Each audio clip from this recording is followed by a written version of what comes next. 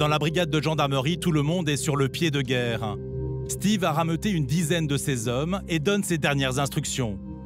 Ok, donc bonjour à tous. Donc ce matin, interpellation dans un camp. La raison pour laquelle c'est nous qui allons le chercher, c'est qu'il est équipé d'un PA Beretta 92F, d'un calibre 12 et probablement également d'autres fusils. Ces armes seraient dans sa caravane avec lui, dans l'armoire, donc pas forcément sur l'homme, mais dans sa caravane. L'homme serait surarmé. Et alors qu'il risque jusqu'à 5 ans de prison, impossible de savoir comment il va réagir. On rentre dedans, on va directement sur la caravane. Le genre d'intervention dont Steve se méfie, car tout peut vite déraper. Des gendarmes ont déjà été blessés face à ce genre de forcenés. Il y a une vraie notion de dangerosité, étant donné qu'on est face à un individu qui se cache et qui est armé et qui sait se servir de ses armes. Pour limiter les risques, les gendarmes de choc ne laissent rien au hasard. Après, logiquement, j'ai une caravane comme ça. Là, on va rentrer, ce sera le salon sur la gauche. Ouais. Et la chambre est au fond à droite, du côté de la flèche. Il est 5h50. Pour l'unité, la tension monte. Ouais, c'est parti. Ok, donc pour tous, on quitte la compagnie. Délai de route, 10 minutes. Quelques minutes de concentration. Quand soudain, mauvaise nouvelle. Des gendarmes cachés sur place informent Steve. Un détail corse l'intervention. Demi-heure dans la caravane. Présence de la voiture, il a dit non aussi. Ouais, 700 mètres. Apparemment, l'individu est réveillé. Steve et ses hommes risquent de se faire très vite repérer, mais plus le temps de changer de stratégie. Ok, une minute avant stand-by. Une minute avant stand-by. C'est embêtant pour vous qu'il y ait de la lumière dans la caravane? Ça veut dire qu'il y a de la vie, donc ça veut dire aussi qu'on peut s'attendre à perdre un peu l'effet de surprise, mais normalement, si on se débrouille bien, ça devrait le faire. En fait, le seul moyen d'arriver en discrétion, c'est de parcourir la totalité de ce chemin, véhicule tout feu éteint, en pilotant sous jumelles de vision nocturne. La difficulté de cet exercice, c'est qu'il va falloir identifier le camp qui est en bout de chemin, mais il y a plusieurs camps en fait, alignés l'un après l'autre, et l'entrée est difficilement visible. Pas question de reculer. L'unité approche des caravanes. Steve déclenche l'opération. Entrez dans le camp, entrez dans le camp. Je stoppe, débarquez.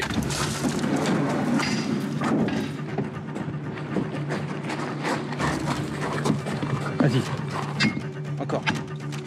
Ouverture! Gendarmerie! Ok! Mets-toi sur le ventre! Mets-toi sur le ventre! Mets-toi sur le ventre! Retourne-toi! C'est quoi ton nom? Ok! Target! Ok, jackpot.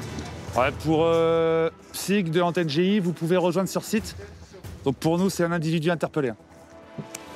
En fait, l'effet de surprise, lorsqu'on arrive dans le camp, produit un effet de sidération sur l'individu. Et il est interpellé avant de savoir, avant de comprendre ce qui s'est passé. L'homme est immobilisé. Pourtant, les gendarmes doivent absolument sécuriser les lieux.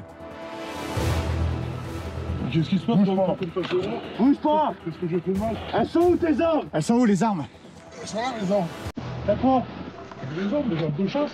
Ok, il y a un fusil là, ouais. Il y a un fusil puis un pistolet. Une belle prise. Mais les gendarmes en sont certains. L'ex-compagnon ne leur dit pas tout. Tiens, encore un fusil. Je sais pas, moi. C'est ton arme ici. Mais non, y a pas d'autre arme. Je vous ai dit qu'il y avait que dans le camp, c'est un trou à côté. Eh ben, j'ai rien d'autre. Alors, et où ça? J'ai rien d'autre, maintenant. Le suspect, un peu sonné, ne comprend pas ce que les gendarmes font chez lui. Non mais il faudrait savoir qu'est-ce qui se passe, pourquoi on avait tué. On va vous expliquer. Vous venez comme ça à 5h du matin chez les gens. À 6h. Mais pour l'antenne GIGN, la menace était bien réelle. Dans sa caravane, l'homme cachait peut-être de quoi riposter. Donc on a trouvé, comme prévu, un calibre 12, un Beretta 92F, donc c'est un pistolet 9 mm, et également une carabine 22 long rifle. Donc on les a trouvés à côté du lit, ça veut dire que c'est prêt à l'emploi. Menace potentielle pour vous. Oui, donc menace potentielle, bien sûr. notamment si l'individu est sur ses gardes. Et les gendarmes ne sont pas au bout de leur surprise, car en fouillant plus longuement, à l'abri de nos caméras, ils tombent sur un véritable arsenal, et pas des moindres.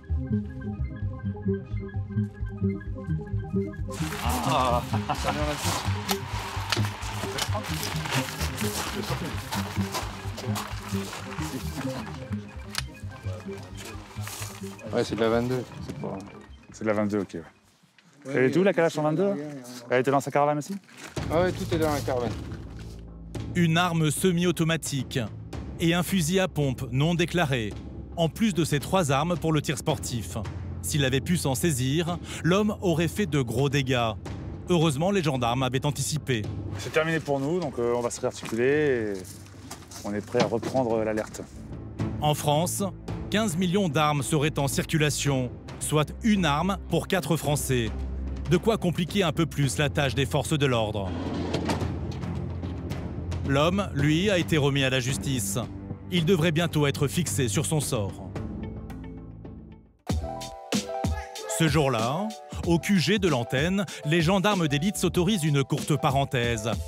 Car pour certains d'entre eux, il va falloir quitter l'unité pour de nouveaux horizons. Dans quelques jours, Slow, comme on le surnomme, quitte l'équipe pour une nouvelle affectation. Ses camarades lui organisent un pot de départ. Ok, rapprochez-vous, rapprochez-vous. Après 7 ans de service, cet adjudant rejoint le GSPR, le groupe de sécurité de la présidence de la République, la garde rapprochée du chef de l'État, en partie composée de gendarmes issus du GIGN et de ses antennes. Donc Slow, j'ai quand même du mal à me faire à l'idée que tu partes. État d'esprit exemplaire, esprit d'équipe exemplaire. Et Nico a beaucoup appuyé sur le côté rigoureux et loyal. Ici, bien évidemment, c'est pas moi qui le dis, hein, mais je pense que tu seras bienvenu tout le temps. Et puis j'espère qu'on aura l'occasion de se croiser. Voilà. Bravo.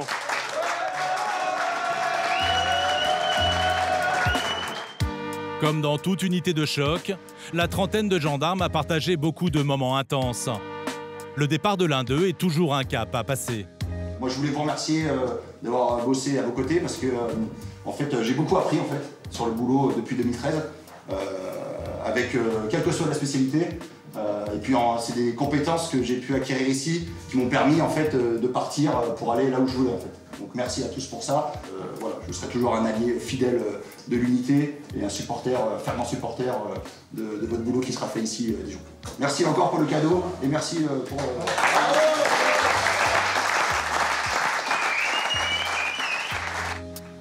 Un rare instant de détente pour ces gendarmes d'élite, le plus souvent concentrés sur leur mission.